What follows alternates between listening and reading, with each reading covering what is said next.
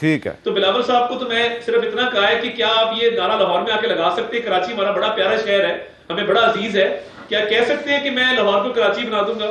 کراچی والے یہ کہتے رہے ہیں کہ ہمیں آپ لاہور بنا دیں, کیونکہ یہاں پہ سیوک کمیونٹیز بہتر ہیں, عوام کی سہولیات بہتر ہیں, روڈز بہتر ہیں. تو ساحل سمندر پہ رہنے والے جو واٹر ٹینکر مافیا کا خاتمہ نہیں کر سکے, رہتے سمندر پہ ہیں, پانی واٹر ٹینکر مافیا فراہم کرتا ہے. تو ان ایشوز پہ بات ہوگی اور انشاءاللہ تعالیٰ بلاول صاحب کو اللہ کے فضل سے ٹف ٹائم دیں گے. اچھا, اب آپ سے سوال میرا جو ہے ولید اقبال صاحب وہ یہ ہے کہ تحریک انصاف کے بہت سے جو امیدوار ہیں اور بڑے اہم امیدوار ہیں, ان کو ابھی تک الیکشن لڑنے کے لیے گو ہیڈ نہیں ملا.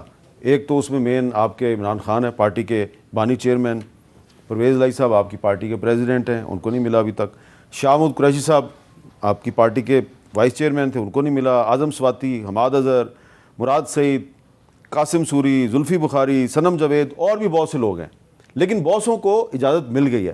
تو یہ جن کو اجازت نہیں ملی تو یہ پھر ان کی جگہ پہ کیا ہوگا؟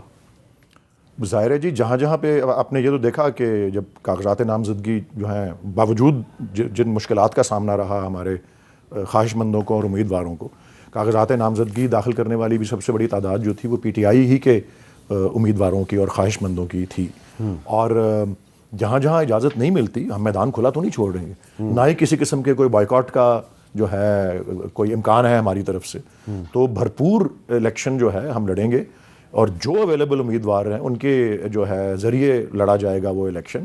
اور میں یہ بھی عرض کرنا چاہ رہا ہوں, اب آپ نے طارق صاحب سے سوال پوچھا کہ مقابلہ آپ کا پی پی پی سے ہے یا پی ٹی آئی سے ہے, تو انہوں نے اپنے 60-70% جواب کو تو پورا ایک اٹیک پہلے سمجھا کہ جی ساری کی ساری پی ٹی آئی جو ہے وہ 9 مئی کی مجرم ہے. حالانکہ جن کے اوپر کوئی الزام ہے اس جرم کرنے کے, وہ مقدمے جو ہیں ان کا سامنا کر رہے ہیں, اور جو کسی طرح سے قانون سے مفرور ہیں ان کو بھی اس کے جو نتائج ہیں ان کا سامنا کرنا پڑ رہا ہے. اور نگراں وزیر اعظم تک جو ہے وہ یہ کہہ چکے ہیں کہ جی P T I as a party جو ہے اس سے ہمیں کوئی وہ نہیں ہے, جو اس کے ایسے افراد ہیں جنہوں نے کوئی جرم کیا ہو وہ قانون کا سامنا کریں, لیکن ایز اے پارٹی نہ کوئی ان کی طرف جو موجودہ نگراں حکومت ہے نہ الیکشن کمیشن کی طرف سے فی الحال کوئی ایکشن ابھی تک انیشیٹ کیا گیا ہے کہ ایز اے پارٹی ہم جو ہے کوئی ایسے کام کے مرتکب ہیں کہ ہمیں الیکشن سے محروم یا باہر رکھا جائے.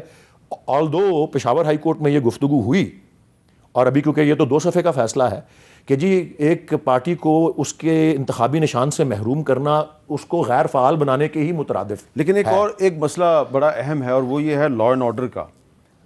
آج شمالی وزیرستان میں بھی ایک کینڈیڈیٹ ہیں, اس پہ حملہ ہوا ہے, ملک کلیم اللہ صاحب, اور تربت میں مسلم لیگ نون کے جو قومی اسمبلی کے امیدوار ہیں اسلم بلیدی صاحب جو سابقہ سینیٹر ہیں, ان پر بھی حملہ ہوا ہے.